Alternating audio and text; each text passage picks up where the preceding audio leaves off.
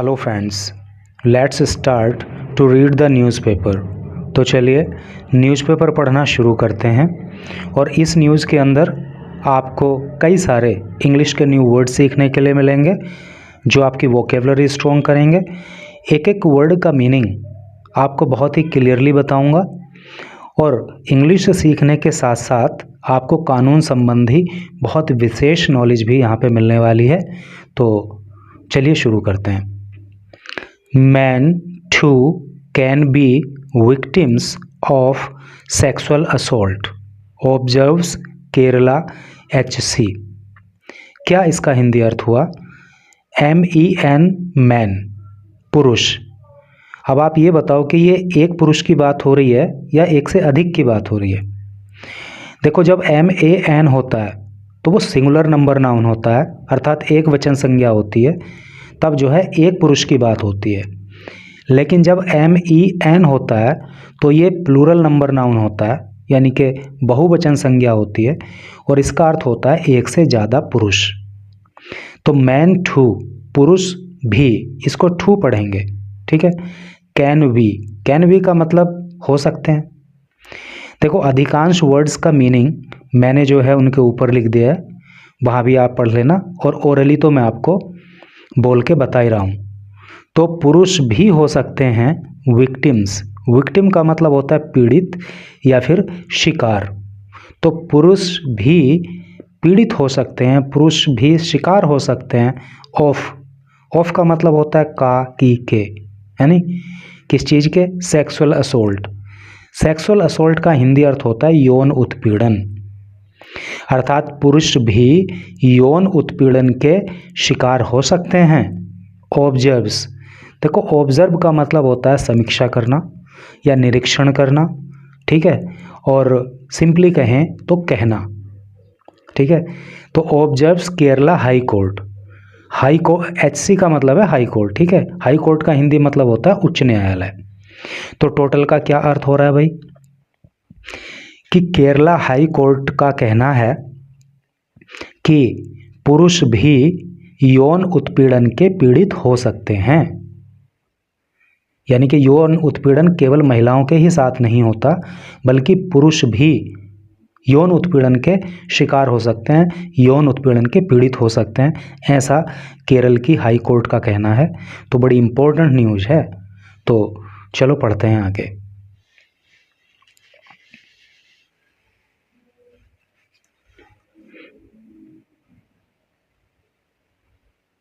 अब I think इतना zoom out करना ठीक है, अब आपको क्लियरली दिख रहा होगा। तो पढ़ते हैं। Kochi, the Kerala high court on Wednesday. आपको मैं प्रोनाउंसिएशन भी बताता चलूँगा कि किसका क्या प्रोनाउंसिएशन होता है। The Kerala high court on Wednesday. देखो, इसको कई लोग वेडनेसडे पढ़ते हैं, इसको आपको वेडनेसडे नहीं बोलना है, डी इसमें साइलेंट रहता है और इसको बोलते हैं Wednesday. The Kerala high court on Wednesday observed. Kerala की जो हाई कोर्ट है, केरला का जो उच्च न्यायालय है, तो उसने वेंसडे को ऑब्जर्व किया। देखो, जब कोर्ट के सेंस में ऑब्जर्व वर्ब आती है तो इसका मतलब सिंपली कहना हो जाता है। पास्ट इंडेफिनिट टेंस का प्रयोग है क्योंकि सेकंड फॉर्म का प्रयोग हुआ है। Kerala high court on Wednesday observe. Kerala की हाई कोर्ट ने वेंसडे को कहा दैट की मैन, की पुरुष, टू भी, कैन भी, हो सकते हैं, विक्टिम, शिकार या पीड़ित, ऑफ सेक्सुअल असोल्ट, यौन उत्पीड़न के, नॉट जस्ट वीमन, केवल महिलाएं ही नहीं। जस्ट का मतलब यहाँ पे होगा केवल। और वीमन से रिलेटेड मैं आपको बात बताऊं, जब ये नाउन लिखा जाता है WOMAN तो इसका उच्चारण होता है वुमन, अर्थात एक महिला। लेकिन जब इस नाउन को WOMEN लिखते हैं तो इसका उच्चारण हो जाता है वीमन, एक से अधिक महिलाएं, ये बहुवचन हो जाता है।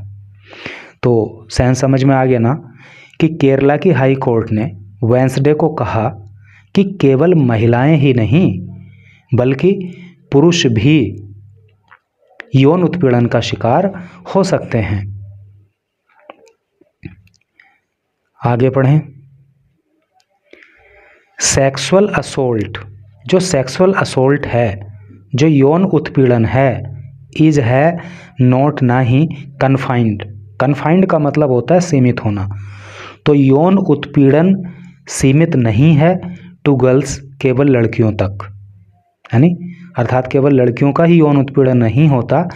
इट हैपन्स, ये घटित होता है, टू बॉयज़ ऑल्सो, लड़कों के साथ भी। अर्थात यौन उत्पीड़न केवल लड़कियों के साथ ही नहीं होता, बल्कि यौन उत्पीड़न लड़कों के साथ भी होता है। लड़कों को भी सेक्सुअली असोल्ट किया जाता है। इट इज़ रेयर, रेयर का मतलब होता है दुर्लभ, और दुर्लभ क्या होता है? जो मुश्किल से पाया जाता हो, जो मुश्किल से घटित होता हो। तो इट इज़ रेयर, ये दुर्लभ है नहीं, ये आसानी से नहीं होता है। बट इट इज़ पॉसिबल, लेकिन ये संभव है। भाई दुर्लभ तो है, लड़कों को सेक्सुअली असोल्ट करना दुर्लभ है, मुश्किल है, लेकिन असंभव नहीं है। ये पॉसिबल है, ये संभव है, ऐसा होता है।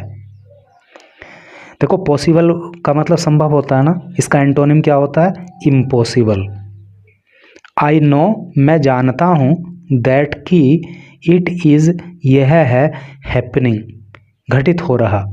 मैं जानता हूँ कि ये घटित हो रहा है, अर्थात मुझे पता है कि ऐसा हो रहा है। क्या हो रहा है? कि लड़कों को भी सेक्सुअली असोल्ट किया जा रहा है, लड़कों का भी यौन उत्पीड़न किया जा रहा है, ऐसा मैं जानता हूँ।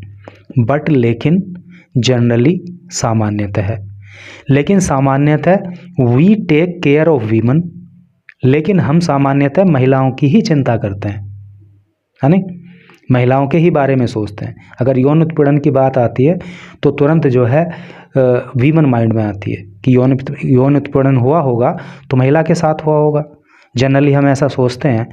जनरली 99%, जनरली क्या है कि जो 99% ऑफ सेक्सुअल असोल्ट विक्टिम्स, जो सेक्सुअल असोल्ट की विक्टिम्स होती हैं, विक्टिम का मतलब पीड़ित, जिसके साथ दुराचार किया जाता है वो पीड़ित होता है, उसको विक्टिम कहते हैं। तो 99% जो सेक्सुअल असोल्ट की विक्टिम हैं, फॉर सम रीज़न, किसी ना किसी कारण से, सम का मतलब कुछ, फॉर का मतलब के लिए, और रीज़न का मतलब कारण, तो किसी ना किसी कारण से RV1 वो महिलाएं ही हैं। समझ गए ना कि 99% अगर हम देखें तो चाहे कारण कुछ भी हो, सेक्सुअल असोल्ट की जो शिकार हैं, सेक्सुअल असोल्ट की जो पीड़ित हैं, तो वो कौन है? वो महिलाएं हैं। The court orally observe, court ने ओरली, ओरली का मतलब होता है मौखिक रूप से, और ग्रामेटिकली देखें तो ये क्या है? यहाँ पे एडवर्ब है, क्योंकि ये विशेषता बता रहा है वर्ब की, और वर्ब क्या है? ऑब्जर्व। ऑब्जर्व का मतलब होता है कहना, और ओरली का मतलब मौखिक रूप से। तो कैसे कहना? मौखिक रूप से कहना। तो ये कहने की विशेषता बता रहा है, इसलिए ये क्या है? एडवर्ब है। द कोर्ट ओरली ऑब्जर्व, ये बात कोर्ट ने मौखिक रूप से कही। वाइल, जब, कंसिडरिंग, कंसिडर करते हुए, सुनवाई करते हुए, ए पेटिशन, एक याचिका पर, है नी, कंसिडर का मतलब सुनवाई करना या विचार करना। ए पेटिशन, पेटिशन का मतलब होता है याचिका, याचिका पर सुनवाई करते हुए या याचिका पर विचार करते हुए, बाय ए डॉक्टर, जो कि एक डॉक्टर ने याचिका दायर की थी, उस पर सुनवाई करते हुए कोर्ट ने ये बात कही है, चैलेंजिंग। और ये याचिका जो दायर की गई, ये चैलेंज करने के लिए की गई, अर्थात इस याचिका में चैलेंज किया गया है। ये याचिका चैलेंज कर रही है, चुनौती दे रही है, किसको? एक प्रोटोकॉल, एक प्रोटोकॉल को। प्रोटोकॉल का जो हिंदी मतलब होता है ना, वो संधि या नियम, इस तरह से करके होता है। एक नियम को फॉलोड इन केरला, जो कि केरला में फॉलो किया जाता है, केरला में इस नियम को माना जाता है। क्या नियम है वो? बाय विच, जिसके द्वारा, अर्थात जिस नियम के द्वारा या जिस प्रोटोकॉल के द्वारा, ओनली गायनेकोलॉजिस्ट, गायनेकोलॉजिस्ट का हिंदी मतलब होता है स्त्री रोग विशेषज्ञ, है नी। यहाँ पे स्त्री मुझसे गलत लिखा गया, एक्चुअली ये मात्रा इधर से लगनी चाहिए थी, लेकिन बाय मिस्टेक मुझसे इधर से लग गई, तो कोई नहीं, आप समझ लेना इसको। स्त्री रोग विशेषज्ञ को गायनेकोलॉजिस्ट बोलते हैं। तो क्या प्रोटोकॉल है केरला के अंदर? कि ओनली गायनेकोलॉजिस्ट के केवल स्त्री रोग विशेषज्ञ प्रीफरेबली का मतलब होता है विशेषतः या मुख्य रूप से, वीमन प्रैक्टिशनर्स जो वीमन प्रैक्टिशनर्स हैं, जो महिला डॉक्टर्स हैं, आर कॉल्ड उन्हीं को कॉल किया जाता है, उन्हीं को विशेष रूप से बुलाया जाता है टू एग्जामिन करने के लिए, परीक्षण करने के लिए विक्टिम्स पीड़ितों का सेक्सुअल असोल्ट है नहीं, अर्थात जो सेक्सुअल असोल्ट की पीड़ित हैं, जिनके साथ यौन दुराचार हुआ है, यौन उत्पीड़न हुआ है, तो उनको एग्जामिन करने के लिए, उनका मेडिकल परीक्षण करने के लिए केवल गायनोकोलॉजिस्ट को ही केरला के अंदर बुलाया जाता है। तो इस नियम को, इस प्रोटोकॉल को चैलेंज करने के लिए एक डॉक्टर ने याचिका लगाई थी। तो उस याचिका पर विचार करते हुए कोर्ट ने जो ऊपर वाली लिखी हुई बातें थी वो कही थी कि भाई पुरुषों के ही, महिलाओं के ही नहीं बल्कि पुरुषों के साथ भी सेक्सुअल असोल्ट होता है, वो सारी बातें जो कही थी। ठीक है, आगे पढ़ें। द कोर्ट नोटेड, देखो नोट का मतलब भी आप यहाँ पे कहना ही समझ लो, जब कोर्ट के सेंस में नोट आता है तो मतलब कहना। द कोर्ट नोटेड, कोर्ट ने नोट किया, पास्ट इंडेफिनिट टेंस है, सेकंड फॉर्म आ रही है, दैट की the protocol is meant, court ने कहा कि प्रोटोकॉल का मतलब है, संधि का मतलब है, नियम का मतलब है टू सपोर्ट करना, समर्थन करना, विक्टिम्स पीड़ितों का। तो कोर्ट ने कहा है कि इस प्रोटोकॉल का जो मतलब है वो क्या है कि पीड़ितों की मदद की जाए, उनको सपोर्ट किया जाए, उनका समर्थन किया जाए, विच जो इन मोस्ट केसेस, जो अधिकांश मामलों में हैपन्स टू बी वीमन और गर्ल, जो कि अधिकांश मामलों में महिलाओं या लड़कियों के साथ होता है। ठीक है, आगे पढ़ें। आई डोंट नो, देखो इन्वर्टेड कोमाज में लिखा गया है, इसलिए जो बात कोर्ट ने कही, जो जज ने कही, वही बात यहाँ पे लिखी हुई है। आई डोंट नो, मैं नहीं जानता। प्रेजेंट इंडेफिनिट टेंस का नेगेटिव ये सेंटेंस है। आपको पता होगा कि डू नॉट और डज नॉट जो है प्रेजेंट इंडेफिनिट टेंस के नेगेटिव सेंटेंस में आता है। आई डोंट नो, मैं नहीं जानता, वाई क्यों, यू तुम्हें, शुड चाहिए, बी कंसर्न चिंतित होना। मुझे नहीं पता कि तुम्हें क्यों चिंता हो रही है, मुझे नहीं पता कि तुम्हें चिंतित क्यों होना चाहिए। वी हम आर हैं, ट्राइंग कोशिश कर रहे, टू गिव देने के लिए, मैक्सिमम अधिक से अधिक, सपोर्ट मदद, टू द विक्टिम को, हम विक्टिम को, हम पीड़ित को, हम सेक्सुअल असोल्ट के जो पीड़ित हैं उसको अधिक से अधिक मदद देने की कोशिश कर रहे हैं। It has nothing to do with you, देखो it has nothing to do with you का मतलब हो गया इससे तुम्हारा कोई लेना देना नहीं है, यानी इससे तुम्हारा कोई भी लेना देना नहीं है। एंड एवरीथिंग, और प्रत्येक चीज़, टू डू जो करनी है, विद द विक्टिम, वो विक्टिम के साथ करनी, यानी कि इस बात से आपका कोई लेना देना नहीं है। अगर इस बात से अगर किसी का लेना देना है तो वो सिर्फ विक्टिम का है। इट सेड, इसने कहा, किसने कहा, कोर्ट ने कहा। कोर्ट ने कहा क्या मतलब, जज साहब ने कहा, है नहीं। चलो आगे पढ़ें। The court then pointed out, देखो पॉइंट आउट का मतलब क्या होता है। पॉइंट आउट जो है एक फ्रेजल वर्ब है और इसका मतलब होता है, पॉइंट का अलग और आउट का मतलब अलग ऐसे नहीं लगा सकते, ऐसे नहीं समझ सकते, बल्कि पॉइंट आउट को एक ही वर्ब मानेंगे और इसको फ्रेजल वर्ब कहते हैं, है नहीं। तो पॉइंट आउट का मतलब क्या होता है, इशारा करना या संकेत करना या कहना। तो the court then pointed out, court ने तब कहा, दैट की विक्टिम्स ऑफ सेक्सुअल असोल्ट, क्या कहा कोर्ट ने, दैट की विक्टिम्स जो पीड़ित हैं, ऑफ सेक्सुअल असोल्ट यौन उत्पीड़न के, कुड बी मैन, तो वो मैन भी हो सकते हैं, एज वेल का मतलब होता है भी, जैसे टू का मतलब भी होता है वैसे ही एज वेल का मतलब भी होता है। तो कोर्ट ने तब कहा कि यौन उत्पीड़न के शिकार जो हैं वो पुरुष भी हो सकते हैं। एंड फर्दर ऑब्जर्व्ड, फर्दर का मतलब होता है और आगे, ऑब्जर्व का मतलब कहा, और कोर्ट ने और आगे कहा दैट की देयर हैज़ बीन, देयर वहाँ पे हैज़ बीन हो चुका है, एन इंक्रीज, इंक्रीज का मतलब होता है बढ़ोतरी, और कोर्ट ने कहा कि बढ़ोतरी हुई है, जिसको वृद्धि भी बोलते हैं, वृद्धि कह लो या बढ़ोतरी एक ही बात है।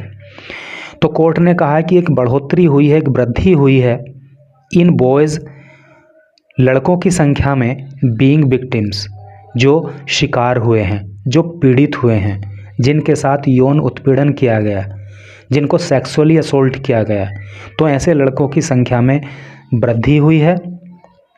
इन केसेस, केसेस में under the protection of children from sexual offences act, अर्थात पोक्सो एक्ट जिसको कहते हैं। तो कहने का मतलब यह है कि पोक्सो एक्ट के जो मामले हैं वो बढ़े हैं, जो लड़के हैं, जो माइनर हैं, उनके साथ सेक्सुअल असोल्ट की घटनाएं जो हैं पहले से अधिक जो है अब सामने आ रही हैं। छोटे बच्चों को शिकार बनाया जा रहा है, केवल लड़कियों को ही नहीं बल्कि लड़कों को भी। तो उस तरह के मामलों में वृद्धि हुई है, ये जो है कोर्ट ने कहा। क्योंकि इस एक्ट को भी अगर आप देखोगे ना तो क्या इसकी फुल फॉर्म है, प्रोटेक्शन का मतलब होता है सुरक्षा, ऑफ चिल्ड्रन बच्चों की, फ्रॉम सेक्सुअल ऑफेंसेस जो यौन अपराध हैं उनसे। तो यहाँ पे चिल्ड्रन यूज किया गया, ना कि गर्ल यूज किया गया, ना कि फीमेल यूज किया गया। और चिल्ड्रन तो मेल भी हो सकता है, चिल्ड्रन फीमेल भी हो सकता है, वो लड़की भी हो सकती है, वो लड़का भी हो सकता है, बच्चा। तो इसीलिए तो यहाँ चिल्ड्रन वर्ड का यूज किया गया है, क्योंकि अगर यहाँ पे गर्ल वर्ड का यूज कर देते या फीमेल का यूज कर देते तो वो केवल एक्ट जो है केवल महिलाओं तक सीमित हो जाता फिर ये। लेकिन अब चिल्ड्रन वर्ड का यूज है तो सेक्सुअली असोल्ट चाहे किसी लड़के को किया गया हो चाहे किसी लड़की को किया गया हो, इस एक्ट के तहत उस पर कार्रवाई होगी, क्योंकि ये एक्ट जो है फिर उसको अपनी परिधि में लेता है, चाहे लड़के के साथ सेक्सुअल असोल्ट की घटना हुई हो या लड़की के साथ हुई हो। ठीक है, चलो ये कानूनी मामला है, आगे पढ़ते हैं। हेयर यहाँ पे यू हैव एज्यूम्ड, एज्यूम का अर्थ होता है मान लेना। हेयर यहाँ पे यू आप हैव एज्यूम्ड मान चुके हो। प्रेजेंट परफेक्ट टेंस है क्योंकि हैव आ गया, मेन वर्ब की थर्ड फॉर्म आ गई। तो यहाँ पे आपने मान लिया है दैट की द विक्टिम्स की जो पीड़ित हैं आर वीमन, वो महिलाएं हैं। You should have qualified, you आपको शुड चाहिए, हैव क्वालिफाई। देखो क्वालिफाई का मतलब ऐसे पास करना तो होता ही है, लेकिन क्वालिफाई का मतलब सुधार करना भी होता है। तो यू आपको शुड चाहिए, हैव क्वालिफाइड आपको सुधार करना चाहिए, दैट की द विक्टिम्स की जो पीड़ित है, यू रेफर जिसको आप पीड़ित कहते हो, आर वीमन विक्टिम्स अलोन, वो केवल महिला ही पीड़ित हैं। केवल अलोन का मतलब अकेली या केवल, केवल महिलाएं ही पीड़ित हैं। कहने का मेरा मतलब यह है, इसमें कहना ये चाह रहा है कि आप जो जब सेक्सुअल असोल्ट की विक्टिम का आप नाम लेते हो तो सीधा सीधा महिला का सेंस जाता है। तो इस चीज़ में आपको सुधार करना चाहिए। सेक्सुअल असोल्ट की जो विक्टिम है वो केवल एक महिला ही नहीं हो सकती, वो एक पुरुष भी हो सकता है, वो एक बॉय भी हो सकता है, ये कहने का मतलब है। तो आपको इस चीज़ में सुधार करना चाहिए कि विक्टिम सिर्फ सेक्सुअल असोल्ट की विक्टिम सिर्फ महिलाएं नहीं हैं बल्कि पुरुष भी हैं। देयर आर मैन, आदमी हैं, पुरुष हैं। यंग बॉयज़, देखो यंग का मतलब जवान लड़का, जवान तो होता ही है, लेकिन यंग का मतलब छोटा भी होता है, जो छोटा बच्चा होता है ना उसको भी यंग बोल देते हैं। तो देयर आर मैन, पुरुष हैं, यंग बॉयज़ छोटे लड़के हैं, बीइंग एब्यूज्ड जिनको एब्यूज़ किया जा रहा है, जिनके साथ सेक्सुअल असोल्ट की घटना को अंजाम दिया जा रहा है, जिनका यौन उत्पीड़न किया जा रहा है। आई हैव सीन, मैंने देखा है, मैं देख चुका हूँ। एक कपल ऑफ केसेस, एक कपल ऑफ केसेस का मतलब, एक कपल ऑफ का मतलब होता है बहुत सारे या अनेक। मैंने अनेक केसेस देखे हैं, अनेक मामले देखे हैं। रिसेंटली, हाल ही में, तो मैंने हाल ही में कई मामलों को देखा है। There are more boys, there वहाँ पे आर हैं मोर और अधिक बॉयज़ लड़के, यानी कि पहले से अधिक लड़के हैं, क्योंकि मोर आ गया ना, मच का मतलब होता है अधिक और मच की कंपैरेटिव डिग्री होती है मोर और इसकी सुपरलेटिव डिग्री होती है मोस्ट। और आपको पता होगा कि कंपैरेटिव डिग्री जो है वो तुलना करने के लिए प्रयोग में लाई जाती है। तो देयर आर मोर बॉयज़, यानी कि अब और ज़्यादा लड़के हैं पहले की तुलना में। इन पॉक्सो में, इन पॉक्सो मैटर्स, पॉक्सो के मामलों में, दीज डेज, इन दिनों, द कोर्ट सैड, कोर्ट ने कहा। तो कोर्ट ने क्या कहा है भैया? कोर्ट ने कहा है कि ऐसे हाल ही में, यानी कि जज साहब ने कहा कि हाल ही में मैंने ऐसे अनेक केसेस देखे हैं, अनेक मामले देखे हैं और पहले से अधिक पॉक्सो के मामले हैं जो लड़कों से संबंधित हैं, जहाँ पे मतलब लड़कों के साथ यौन उत्पीड़न किया गया है। तो इस तरह से करके ये न्यूज़ थी। अगर आपने वाकई इसको डीपली पढ़ा होगा ना, तो आपको इंग्लिश तो सीखने को मिलेगी ही ज़बरदस्त तरीके से, लेकिन आपको एक रेयर टाइप की नॉलेज भी यहाँ पे ज़रूर हुई होगी कानूनी रूप से। और ये सब हमें सोशली भी पता होना चाहिए यार, एक जागरूक नागरिक होने के नाते it is our duty to have the knowledge of such kind of issues. Thank you very much for reading this news till last.